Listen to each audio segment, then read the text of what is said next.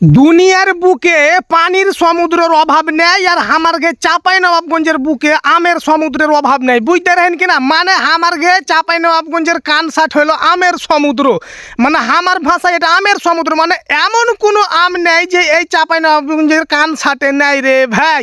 মানে আমার কত হবে এত আমি যাইছে কুণ্ঠে কুণ্ঠে যাচ্ছে, এত গালা আম কে খাইছে সালা মাথা ঘুরে যাচ্ছে। আমের কারকির্তি দেখেছি ভাইজি, 100 রকমের আম একবার আমার আম হয়ে গেছে রে ভাই রে। মানে আপনি যে হাঁটবেন তো আপনার হাঁটার জায়গাখানটা নেই, এত গালা আম আর আম, খালি আম আম আম হে আহে।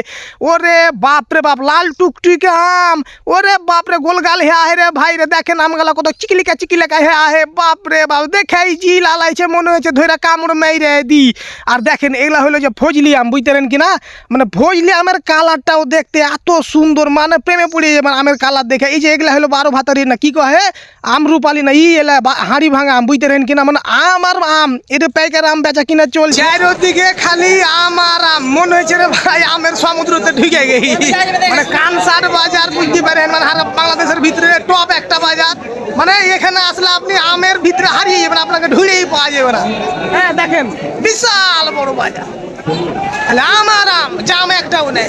এদিকে ফের দেখতে পাচ্ছি এক চাচা স্বেচ্ছাসেবকের দায়িত্ব পালন করছে, মানে আমের বাজারকে সুন্দর করে মানে ই করছে, তদারকি করছে। চাচা মানে কোনখানটা সাইকেল কোনখানটা ভ্যানের ক্যাচ কুছিয়া খাড়ি আছে, ওর গোহার উপরে দিচার করছে বালাস হার হাট এখান থেকে। চাচা কিন্তু খুব দায়িত্ব পালন করছে, বাপরে চাচা রেগে গে রে ভাই রে।